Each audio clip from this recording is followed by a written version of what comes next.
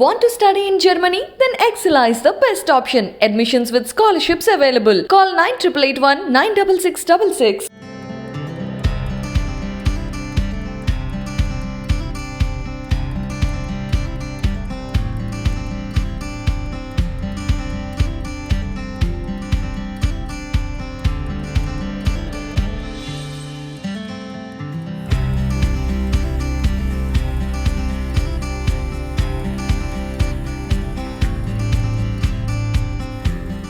ప్రస్తుతం ఎండలు ముదిరిపోతున్నాయి.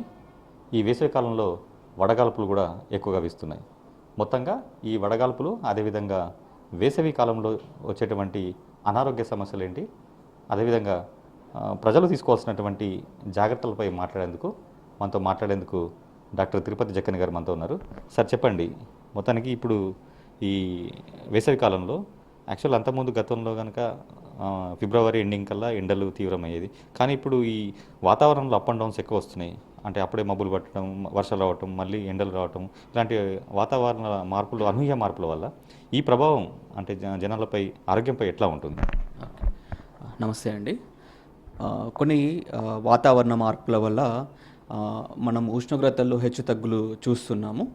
ఇప్పుడు ప్రస్తుతం అయితే గత వారం నుంచి ఉష్ణోగ్రతలు తీవ్ర స్థాయికి చేరుకున్నాయి. సో ముఖ్యంగా ఇంత హై టెంపరేచర్లో బయటకు వెళ్ళినప్పుడు ముఖ్యంగా వ్యవసాయ కూలీలు కావచ్చు, కన్స్ట్రక్షన్ లేబర్ కావచ్చు, వీళ్ళు హై టెంపరేచర్లో హార్డ్ వర్క్ చేస్తూ ఉంటారు. వీళ్ళల్లో ఎండ దెబ్బ తగిలేసే అవకాశం ఎక్కువగా ఉంటుంది. అట్లానే కాదు, నార్మల్ పీపుల్ కూడా ఎక్కువగా టెంపరేచర్స్కు వెళ్ళినప్పుడు వడదెబ్బ తగిలే అవకాశం ఉంటుంది. కొంతమందిలో ముఖ్యంగా ఓల్డ్ ఏజ్ పీపుల్ ఆల్రెడీ కొంత డయాబెటీస్, బీపీకి సంబంధించిన మందులు వాడేవాళ్ళు ఇంట్లో ఉన్నా కూడా ఈ వడదెబ్బ తగిలే అవకాశం ఉంటుంది. ఇది మనం గమనించం. ముఖ్యంగా ఓల్డ్ ఏజ్ పీపుల్ వీళ్ళల్లో ఏంటంటే ఒకే రోజులో ఆ లక్షణాలు కనబడవు. ఒక 3-4 రోజులు వాళ్ళల్లో కొన్ని మార్పులు జరిగి మనకు ఈ వడదెబ్బకు సంబంధించిన లక్షణాలు కనబడుతూ ఉంటాయి. అయ్యో వీళ్ళు ఇంట్లోనే ఉన్నారే, వీళ్ళకి ఏం బయటకు వెళ్ళలేదు అనుకుంటున్నాం, కానీ ఓల్డ్ ఏజ్ పీపుల్లో కూడా వడదెబ్బ ఇంట్లో ఉన్న వాళ్ళల్లో కూడా వచ్చే అవకాశం ఉంటుంది. సో దీన్ని అవాయిడ్ చేయడానికి మనము ఏ జాగ్రత్తలు తీసుకోవాలి? సో ముఖ్యంగా అత్యవసరం ఉంటే తప్ప మనం బయటకి వెళ్ళకూడదు. ఎక్కువగా టెంపరేచర్స్ ఉండే అవర్స్ మధ్యాహ్నం 12 గంటల నుంచి సాయంత్రం 4-5 ఆ ప్రాంతంలో మనము బయటకు వెళ్ళకూడదు. ఒకవేళ వెళ్ళాల్సి వస్తే ఒక గొడుగు కానీ, ఒక క్యాప్ కానీ పెట్టుకోవాల్సి వస్తుంది, ధరించాల్సి వస్తుంది. రెండవది, మన ఇంట్లో వాటర్, ముఖ్యంగా మజ్జిగ కానీ కొబ్బరి నీళ్ళు కానీ ఫ్రీక్వెంట్గా తీసుకుంటూ ఉండాలి. కార్బోనేటెడ్ డ్రింక్స్ అంటే మనకు షాప్స్లో దొరికే కూల్ డ్రింక్స్ తాగడం వల్ల ఇంకా డీహైడ్రేషన్ ఎక్కువ అయ్యే అవకాశం ఉంటుంది, కాబట్టి వాటిని అవాయిడ్ చేయాలి. రెండవది, మనం మామూలుగా తీసుకోవాల్సిన కొంచెం లూజ్గా ఉండే డ్రెస్సెస్, కాటన్కి సంబంధించిన డ్రెస్సెస్ ఇవి వాడాలి. అట్లానే ఒకవేళ మనకు ఈ వడదెబ్బ ఎందుకు తగులుతుంది అని అనుకుంటే, మన బాడీ టెంపరేచర్ మెయింటైన్ చేయడానికి ఒక హైపోథలామస్ అనే ఆర్గాన్ ఉంటుంది బాడీలో. ఎందుకంటే మనం హై టెంపరేచర్లో ఉన్న, కూల్ టెంపరేచర్స్లో ఉన్న మన బాడీ టెంపరేచర్ అనేది 37.8 డిగ్రీస్ దగ్గర మెయింటైన్ అవుతూ ఉంటుంది. ఎప్పుడైతే ఈ బ్యాలెన్సింగ్ మెకానిజం దెబ్బతింటుందో, ఎప్పుడైతే మనము హై టెంపరేచర్స్కి కొంచెం ఎక్కువ సమయము మనం గడుపుతామో, అప్పుడు ఈ బ్యాలెన్సింగ్ మెకానిజం పోయి మన బాడీ టెంపరేచరు పెరిగిపోతూ ఉంటుంది. అంటే 104 డిగ్రీ ఫారెన్హీట్ వరకు మన బాడీ టెంపరేచర్ పెరుగుతూ ఉంటుంది. అప్పుడు మనలో గుండె ఎక్కువగా కొట్టుకోవడం, నాడి ఎక్కువగా కొట్టుకోవడం, తర్వాత బీపీ ఫ్లక్చువేషన్స్ రావడము, అట్లానే కొద్దిమందిలో ఈ న్యూరలాజికల్ సిమ్టమ్స్ అంటే కొంత తల తిప్పడము, స్పృహ కోల్పోవడము, ఇవి కూడా జరుగుతూ ఉంటాయి. సో ఇలా ఒకవేళ లక్షణాలు కనబడితే మనం ముఖ్యంగా ఆ వ్యక్తిని చల్లగా ఉన్న ప్రదేశానికి తీసుకురావాలి. దాని తర్వాత ఆ బాడీ టెంపరేచర్ను కూల్ చేసే ప్రయత్నం చేయాలి. అంటే ఐస్తో స్పాంజింగ్ చేయడము, ఐస్ వాటర్తో స్పాంజింగ్ చేయడము, వెంటనే దగ్గరలో ఉన్న డాక్టర్ గారిని సంప్రదించాల్సి వస్తుంది. ఓకేనా? అంటే వడదెబ్బ లక్షణాలు ఏంటి సార్ ముఖ్యంగా వడదెబ్బ లక్షణాలు మనకు ఒకటి బాడీ టెంపరేచర్ పెరగడం, ఫీవర్ రావడం, రెండవది డీహైడ్రేషన్, మనకు ఒంట్లో నీటి శాతం తగ్గడం వల్ల ఎక్కువగా దాహం వేయడం, ఎక్కువగా తీవ్ర స్థాయిలో ఉన్నప్పుడు మన ఆ, చెమట రాదు, ఎందుకంటే ఒంట్లో పూర్తి నీటి శాతం తగ్గిపోతుంది కాబట్టి చెమట రాదు వాళ్ళకి. నేను ఇంతకుముందు చెప్పినట్టుగా నాడి ఎక్కువగా కొట్టుకోవడం, హెడేక్ రావడం, వామిటింగ్స్ రావడం, కొద్ది మందిలో మోషన్స్ రావడం, మతి స్థిమితం కోల్పోవడం, ఇవన్నీ కూడా జరుగుతుంది. అంటే సకాలంలో వీళ్ళకి అందించాల్సిన ట్రీట్మెంట్ అంటే ఆసుపత్రికి వచ్చే కంటే ముందు ప్రథమ చికిత్స ఎలాంటి చికిత్స చేయాల్సి ఉంటుంది? ముందు ముందు వాళ్ళని చల్లటి ప్రదేశంలో ఉంచాలి ఒకటి. రెండవది బాడీని కూల్ చేసే ప్రయత్నం, అంటే ముఖ్యంగా ఐస్ వాటర్తో తుడుస్తూ ఉండి, వాళ్ళు ఏదైనా టైట్ డ్రెస్సెస్ ఉంటే అది తీసేసి పూర్తిగా హెడ్ టు టో కూల్ వాటర్తో తుడుస్తూ ఉంటే కొంత ఇది అవుతుంటుంది. ఒకవేళ తను నీటిని తీసుకోగలిగే స్థితిలో ఉంటే మజ్జిగ కానీ లేకపోతే కొబ్బరి నీళ్ళు కానీ తాగించండి. కొంత డ్రౌజీగా ఉండి మత్తులో ఉన్న వ్యక్తులకు ఏది తాగించే ప్రయత్నం చేయొద్దు, వెంటనే హాస్పిటల్కు తీసుకురావాలి. అంటే ఎండ నుంచి వచ్చినటువంటి వ్యక్తులు ఒకటేసారి ఆల్ ఆఫ్ సడన్గా ఏసీని ఆశ్రయించడం కానీ కూలర్ల వద్దకు వెళ్ళడం వద్ద కానీ చేస్తుంటారు కదా, దీనివల్ల ఏమైనటువంటి ప్రతికూల ప్రభావం ఉంటుందా ఆరోగ్యం పైన?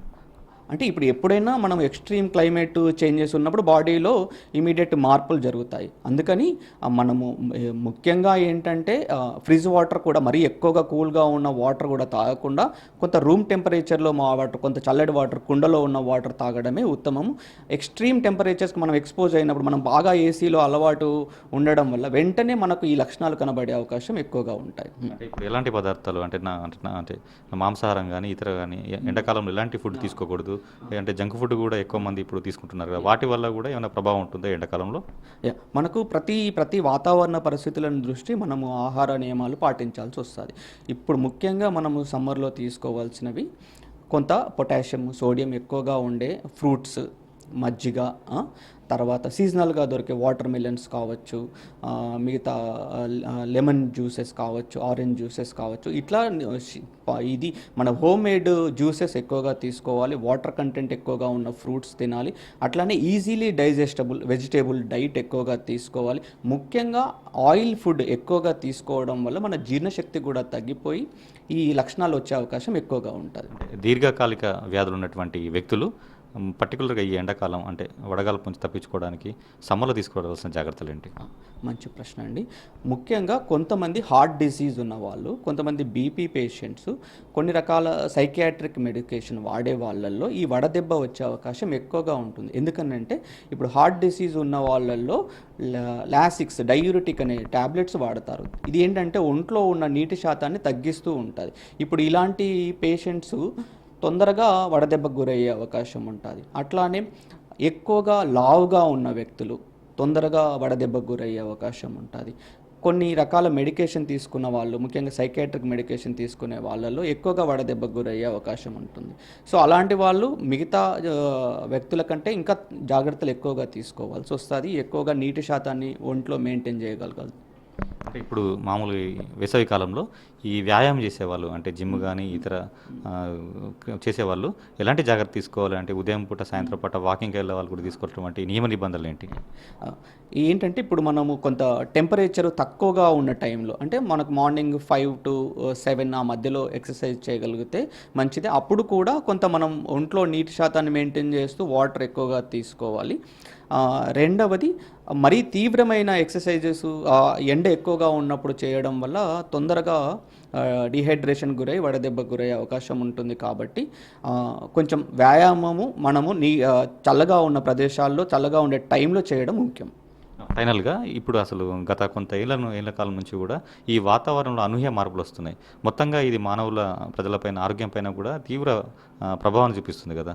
సో ఎండాకాలం ఎలాంటి జాగ్రత్తలు తీసుకోవాలి? మనం ఇవన్నీ మానవ తప్పిదాలే కదండి. మనం చేసే పొల్యూషన్స్ కావచ్చు, వెహికల్స్ నుంచి వచ్చే పొల్యూషన్ కావచ్చు, ఇవన్నింటికి మన ఎవ్రీ ఇయర్ మన సమశీతోష్ణ పరిస్థితుల నుంచి వెళ్ళి ఎండాకాలంలో వర్షాలు రావడము, లేకపోతే ఎక్స్ట్రీమ్ టెంపరేచర్స్ రావడం, ఇవన్నీ కూడా డెఫినెట్లీ మన జీవన శైలిపైన చాలా ప్రభావాలు చూపుతాయి. సో వీలైనంత వరకు నేచర్కి దగ్గరగా బతకడము, లేకపోతే మన ప్లాస్టిక్ యూసేజ్ తగ్గించడము, మోర్ ఆర్గానిక్ ఫుడ్ తినడము, వీటి వల్ల కొంత మనం కంట్రోల్ చేయగలుగుతాము. And that's it we can say. ఇది మొత్తానికి ఎండాకాలం తీసుకోవాల్సినటువంటి జాగ్రత్తల గురించి తిరుపతి జక్కన్ గారు చెప్పినటువంటి విషయాలు. ఎండాకాలం దీర్ఘకాలిక వ్యాధులు ఉన్నవారు మరింత జాగ్రత్తగా ఉండాలి. అదేవిధంగా వ్యాయామం చేసే వాళ్ళు కూడా కొంత గతంతో పోల్చుకుంటే కొంత తగ్గించి చేయాల్సిన అవసరం కూడా ఉంటుంది. మొత్తంగా ఎండాకాలం అటు వృద్ధులు కానీ పిల్లలు కూడా ఏదైతే 10 నుంచి సాయంత్రం 6 గంటల లోపు తిరగకపోవడం మంచిదని కూడా ఆయన సూచన జరుగుతుంది. ఎండాకాలం కూడా పూర్తి జాగ్రత్తగా ఉండాలని కూడా డాక్టర్ తిరుపతి జగన్ గారు సూచిస్తున్నారు. కెమెరామెన్ కిషోర్ కుమార్తో రామకృష్ణ, ఐడ్రీమ్ న్యూస్, కరీంనగర్ నుంచి.